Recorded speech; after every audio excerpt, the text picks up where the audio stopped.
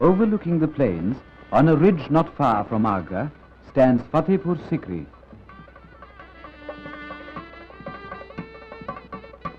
The foundation of this city was laid in about the year 1569 by Akbar, the greatest and wisest of Mughal emperors, to commemorate the birth of his son and heir, Prince Salim.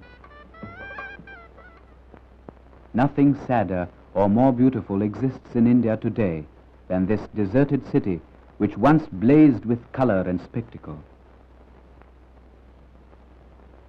The achievements of Akbar were many. He advocated the fusion of Islam with Hinduism, which opened a profound chapter in the history of the Indian people. He propagated the Din-e-Ilahi, the divine faith, which taught the basic truth of all religions. It is only natural, therefore, that his architectural achievements reflected his philosophy. The Jame Masjid, one of the most magnificent mosques in the East, is as Hindu as it is Saracenic. Here, Akbar went through the ritual of washing before he answered the muezzin's call to prayer.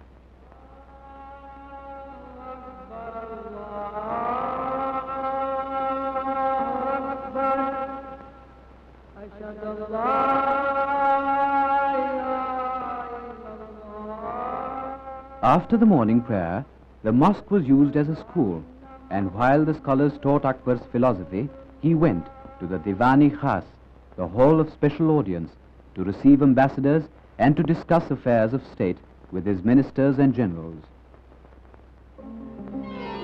With its Saracenic carving and Hindu design, this unique pillar is world famous.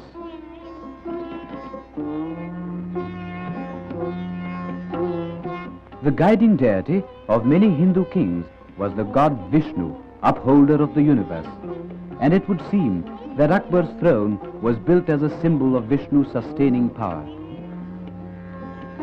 Here, the emperor sat with two ministers on either side. The day's work done, Akbar retired to the Queen's palace. The Turkish Sultana's house, as this palace is called, is one of the richest of Akbar's buildings and is more ornamented than any other in Fatehpur Sikri.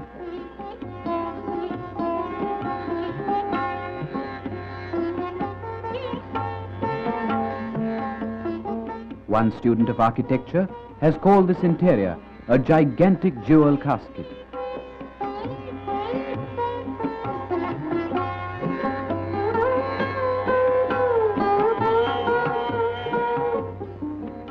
In Fatehpur Sikri, we see the naturalness with which Hindu architecture and Persian decoration blend, a tribute to the Indian master craftsmen of the Middle Ages.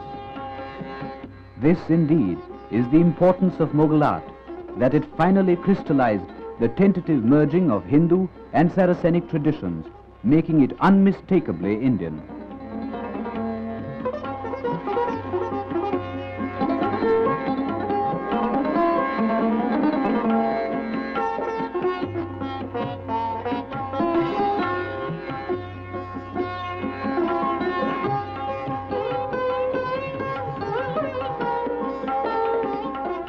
As evening approached, Akbar would go for a walk. He liked to climb the top of the 5 stories of the Panch Mahal, a delicate pavilion from which he enjoyed a view of his city. From here, Akbar listened to the voice of the composer and singer, who for every Indian rises above all others in the world of classical music, Tansen.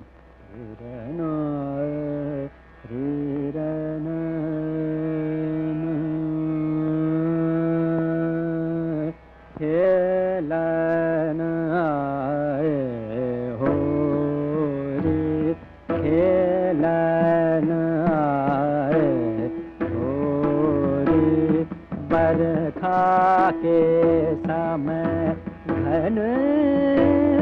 गरजत खबड़ो का खेलन आए होरी खेलन आए होरी बरखा के समय गरजत खबड़ो का खेलन आए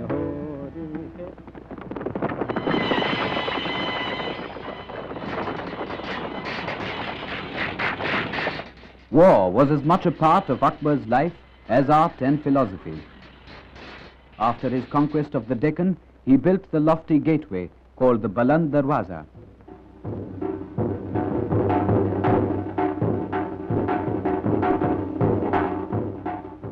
The Buland Darwaza, the highest gateway in the east, is considered by archaeologists and architects to be one of the finest monuments in India.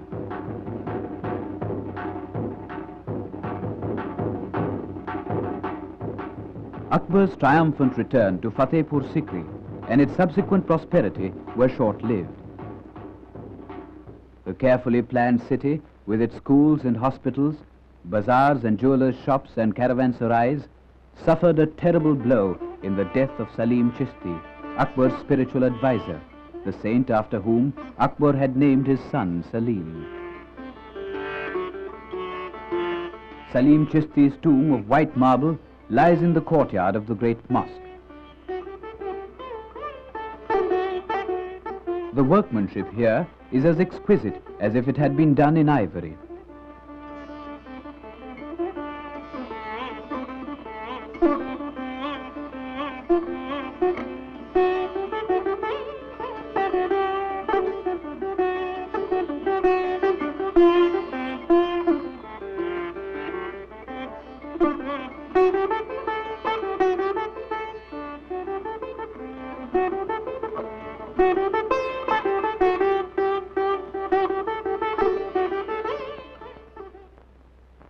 The passing of Salim Chishti cast a gloom over the city. The scarcity of water had always been a problem here, and now the very earth seemed to dry up as if to mourn his loss.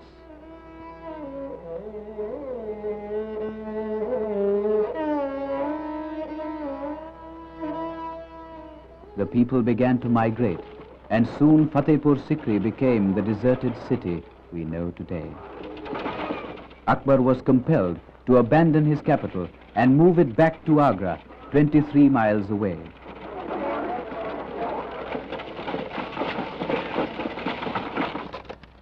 The great fort of Agra is a fine example of Akbar's military genius.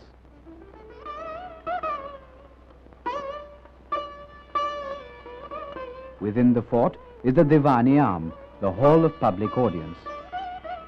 Akbar had little time in which to lament the desolation of Fatehpur Sikri. There was work to be done.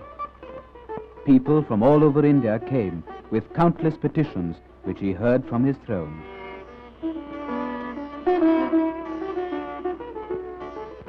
It is a measure of Akbar's greatness that he gave to his creed of the divine faith a political shape. He welded scattered elements into one of the mightiest empires India had ever known. And when the sun of Akbar's ascendancy was at its highest, it was eclipsed.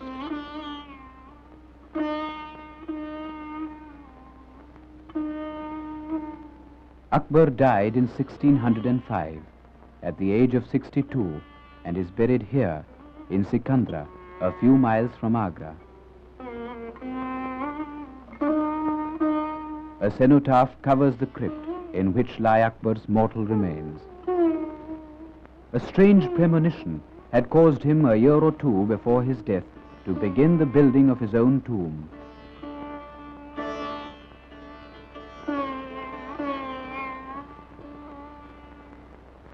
Akbar had designed his tomb after the many-storied vihara or monastery, but Akbar died before it was done, and it was completed by his son Jahangir.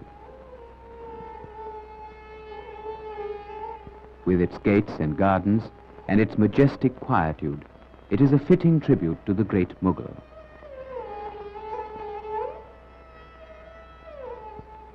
On Akbar's death, Prince Salim became the Emperor Jahangir.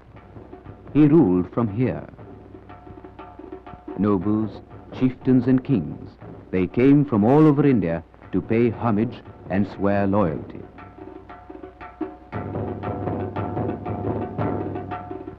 It was the fashion of the day to celebrate great events with elephant fights.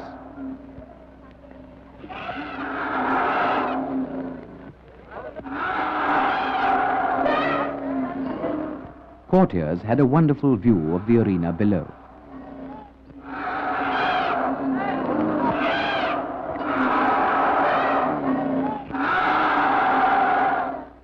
Jahangir completed many of the buildings left unfinished by his father. But of the original creations during his reign, the most important is the mausoleum of Itmad-ud-Dawla. Itmad-ud-Dawla was Jahangir's prime minister and his father-in-law. Jahangir's queen, Noor Jahan, was deeply attached to her father, and when he died, she asked Jahangir to build a mausoleum the like of which India had never known. When it was built, it had no equal, but within a generation it was surpassed by the Taj Mahal. Nevertheless, it is a great monument in its own right, and in some ways a progenitor of the Taj. It's a rare example of solid yet elegant construction and the most delicate inlay work.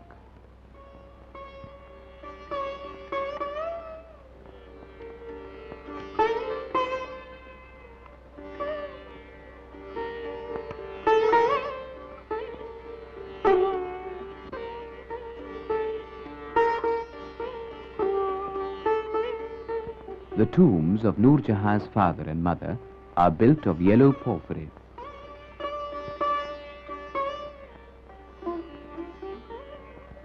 The white marble, inlaid with colored stones, pietra dura work as it's called, is very similar to that in the Taj Mahal, the work of the same school of craftsmen, and indeed the experience gained here proved invaluable in decorating the Taj.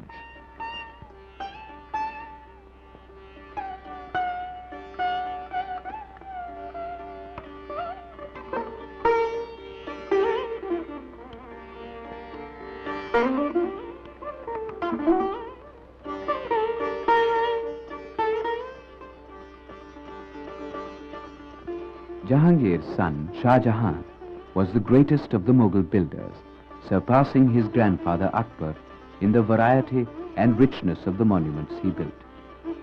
Shah Jahan was an artist and a prince among builders.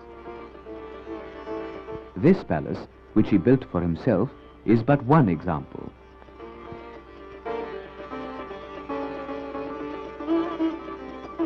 During Shah Jahan's reign, it was recognized that the Buddhist Hindu tradition and Arabic, Persian and Central Asian art had so merged that there was no longer any question of thinking of them as individual creative forces. They had all become part of the new Indian tradition of Mughal architecture.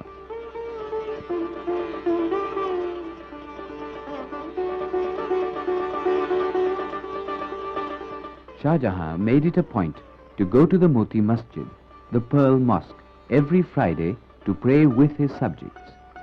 He built it in about the year 1650.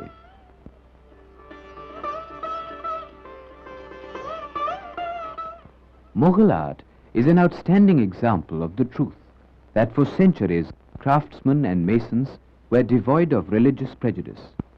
They were part of the universal brotherhood of man. They put their art above everything, and in Shah Jahan's reign they reached one of those rare peaks which scholars refer to as great moments in the history of architecture.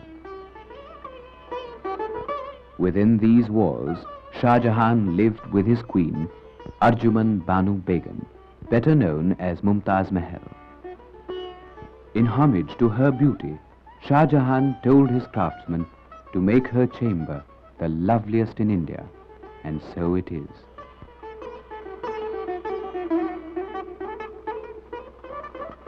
The love of Shah Jahan and Mumtaz Mahal has inspired many poems and many paintings, but the greatest tribute to their love was to come after her death.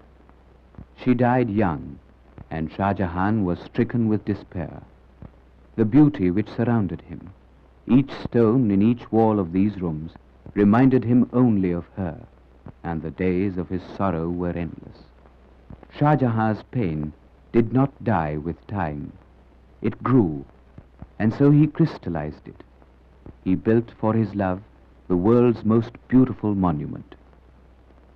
For long hours he would stand on this balcony watching the Taj Mahal, and when the course of history made him a prisoner at the hands of his own son, Shah Jahan's only consolation was to gaze upon the poem in marble, symbolizing his dedication to a sublime love, the Taj, which changes its beauty each hour of the day.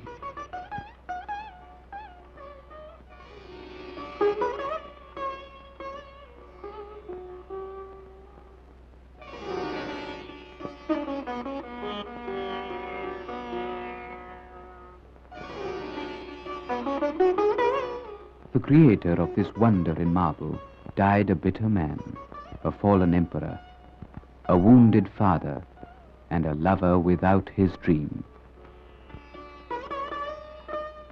In his last years, Shah Jahan could no longer see the changing face of the Taj, even from his prison window, for he was almost blind.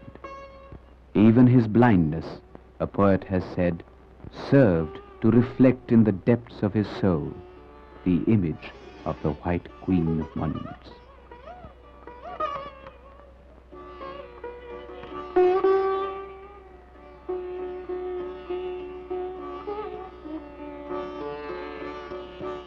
At last, they lie here side by side, the young queen snatched from life and the blind despairing lover, Arjuman Banu Begum, Mumtaz Mahal, and Shah Jahan, Emperor of Hindustan. Their tomb, the peerless Taj Mahal.